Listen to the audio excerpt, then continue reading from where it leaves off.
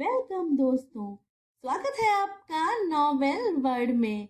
आज हम सुनेंगे मोहब्बत, साजिश और एक अधूरी हकीकत का 25वां एपिसोड। पिछले एपिसोड में हमने देखा था कि कैसे रात के अंधेरे में निहारिका के घर के दरवाजे पर एक चिट्ठी पड़ी थी। अगर तुम आयरा से सच्चा प्यार करती हो तो ये जानो, तुम्हारी दोस्त की जिंदगी झूठ के जाल में फंसी है। मैं अमर हूँ, उसका खोया हुआ भाई। अब आगे। रात का सन्नाटा घना हो गया था। निहारिका चिट्ठी को बार बार पढ़ रही थी। हर शब्द जैसे उसके मन में एक नया शक और एक नई उम्मीद जगा रहे थे। क्या ये सच में आयरा का भाई हो सकता है? क्या वो अब भी जिंदा है? आखिरकार उसने तय किया कि वह खुद उस जगह जाएगी जहां चिट्ठी में मिलने का संकेत था। पुरानी बंद फैक्ट्री। वो अकेले कार चलाकर वहां पहुंची। फैक्ट्री जर्जर हो चुकी थी। हर कोना अंधेरे और जंग खाई मशीनों से भरा था। वो धीमे कदमों से अंदर गई। कौन है यहाँ? उसने आवाज दी। अचानक पीछे से धीमी आवाज आई। तुम निहारिका हो? वो घबरा गई और पलटी। एक लंबा दाढ़ी वाला इंसान खड़ा था। आंखों में दर्द और चेतावनी दोनों थे। मैं अमर हूँ, आयरा का भाई। निहारिका आवाक रह गई। पर तुम तो सविता आंटी ने कहा था कि। उन्होंने झूठ कहा था। अमर की आवाज कांप रही थी। उन्होंने मुझे बेचा था जब मैं 6 साल का था, और उन्होंने आयरा से मेरी यादें भी मिटा दी। अमर ने एक पुरानी चेन निकाली जिसमें एक छोटा लॉकेट था। उसमें आयरा और अमर की बचपन की तस्वीर थी। ये एक ऐसी चीज थी जो अमर अपने अतीत से बचाकर लाया था। निहारिका की आंखों में आंसू आ गए। वो खुद समझ चुकी थी कि ये झूठ बहुत गहरा था। उससे मिलना होगा मुझे। मुझे आयरा से मिलना है, अमर बोला।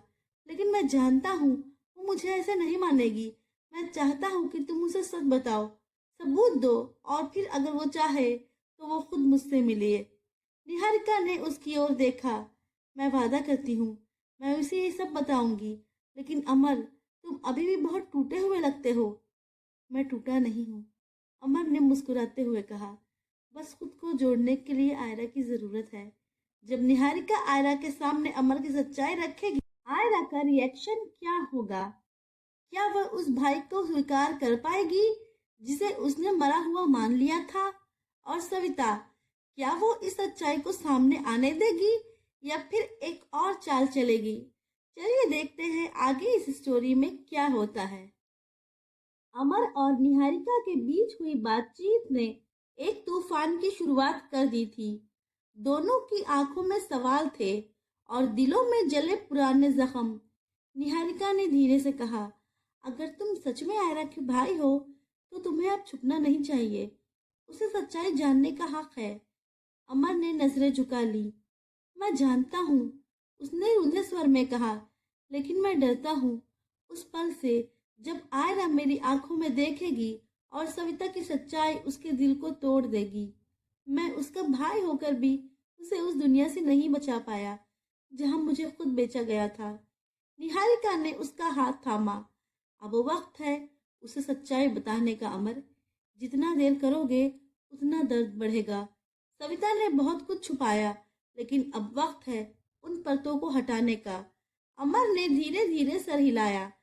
आयरा की शादी की तैयारियां जोरों पर थी, पर उसके दिल में एक सन्नाटा था। वो दिखा रही थी कि सब ठीक है, लेकिन भीतर से वो लगातार उलझी हुई थी। निहारिका ही एकमात्र थी जिससे वो अपनी सच्ची भावनाएं बांट सकती थी। मैं कुछ दिन के लिए शादी की भागदौड़ से दूर जाना चाहती हूँ, उसने निहारिका से कहा। कहाँ जाना चाहती हो? निहारिका ने पूछा। एनजीओ के उस प्रोजेक्ट पर जहाँ मैंने कुछ महीने पहले वॉलंटियर किया था। वह बच्चों को लेकर एक कार्यक्रम है। सिर्फ 2 दिन की बात है। उसने सविता को भी ये बताया कि वह थोड़ा रिलैक्स होना चाहती है। सविता ने भी उसे जाने की इजाजत दी, ये सोचकर कि कहीं सविता उसे रोकती है तो आयरा शादी से इनकार न कर दे। निहारिका ने इस बात की जानकारी अमर और विवान को भी दे दी। स्थान, एक शांत कॉफी शॉप। शाम का वक्त। भीड़ भाड़ से दूर एक कोना जहाँ सिर्फ कुछ अनकहे राज और उन पर काम कर रहे लोग बैठे थे।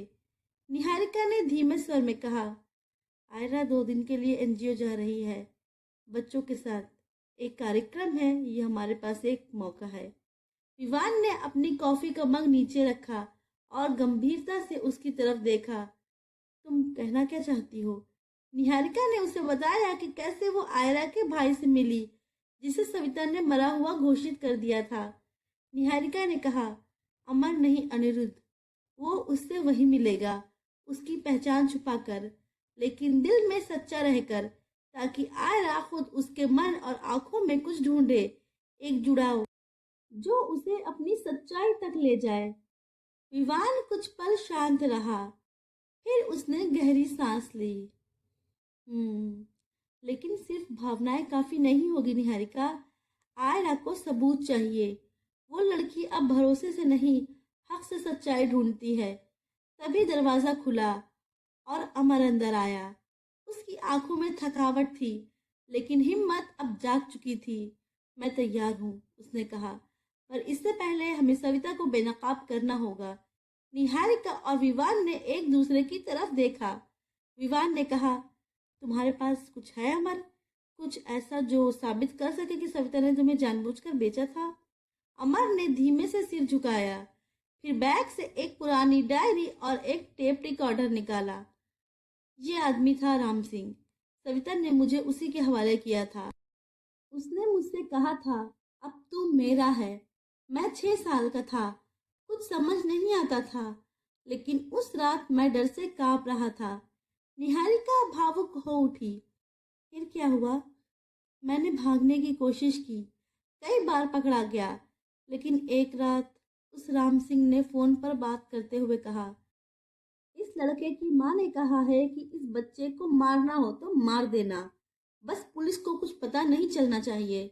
उस दिन मुझे यकीन हो गया कि मुझे कोई नहीं बचाएगा, और उसी रात मैं भाग निकला। जंगल, स्टेशन, भिखारियों के साथ कुछ महीने, फिर एक एनजीओ ने मुझे उठाया। विवान ने अमर की डायरी पलटी। उसमें एक फोटो चिपकी थी, एक बिखरे बाल वाला घबराया हुआ बच्चा। नीचे एनजीओ का स्टैम्प और केस नंबर था। ये वही एनजीओ था जहां आयरा जा रही थी।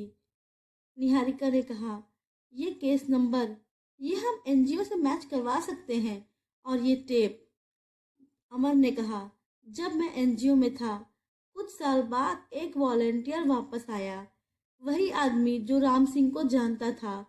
उसने मुझे पहचान लिया और अपने फोन में रिकॉर्ड किया कि उसने सविता को पैसे देते देखा था। ये टेप तभी का है। विवान ने गंभीरता से कहा, तो इसका मतलब है कि हम सविता के खिलाफ सिर्फ कहानी नहीं, सबूत लेकर खड़े होंगे। निहारिका ने कहा, और ये सब करना होगा उससे पहले कि आयरा को सच का सामना कराना शुरू किया जाए। विवान ने कहा, एनजीओ प्रोजेक्ट में 2 दिन है। अमर, तुम्हें वहां अनिरुद्ध बनकर जाना होगा। हम मिसेस शांति से मिलकर केस रिकॉर्ड लेंगे, और अगर एनजीओ के पास वो पुराना इंटेक फॉर्म है जिसमें तुम्हारा फुल नाम या फोटो है, तो वो सबूत तुम्हारी सच्चाई को आवाज देगा। अमर ने अपने हाथ मुट्ठी में कस लिए। अब मैं भागूंगा नहीं, अब मैं लड़ूंगा, अपनी बहन के लिए और उस मासूम बच्चे के लिए जो कभी सविता के लालच का शिकार हुआ था। अमर का एक ही उद्देश्य था, आयरा से मिलना, लेकिन बतौर अनिरुद्ध। ये संयोग नहीं, नियति थी। अमर अब अनिरुद्ध की पहचान के साथ आयरा के सामने आने वाला था। निहारिका और विवान दोनों ने इस योजना में उसका साथ देने का फैसला किया था। योजना साफ थी, आयरा को सच का सामना कराना, लेकिन धीरे धीरे, ताकि उसका दिल और विश्वास दोनों न टूटे। विवान ने कहा, तो हमें वहीं जाना होगा। एक तरफ आयरा मासूम बच्चों के साथ, दूसरी तरफ हम, उस जले हुए सच की राह कुरेदते हुए। अमर की आंखों में आंसू आ गए, लेकिन अब डर नहीं था, सिर्फ जुनून था। मैं वहां उस अनिरुद्ध के रूप में जाऊंगा जो आयरा को धीरे धीरे उसका सच्चा अतीत लौटाएगा। लेकिन जब उसे ये पता चलेगा कि मैं वही भाई हूँ जिसे उसने खो दिया था, मैं चाहता हूँ कि वो तब तक मुझे महसूस कर ले, समझ ले, प्यार कर ले, फिर चाहे नफरत भी करे, पर वो हक उसकी अपनी समझ से आए। मैं उसका बड़ा भाई होकर भी उसे सविता से नहीं बचा पाया। निहारिका ने कहा।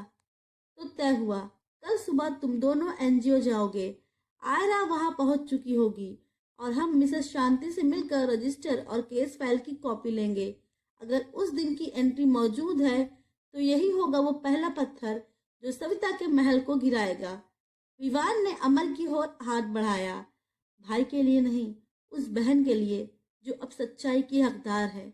अमर की आंखों में एक गहराई थी, वो जो सिर्फ वही जान सकता था जिसने बचपन में नर्क देखा था।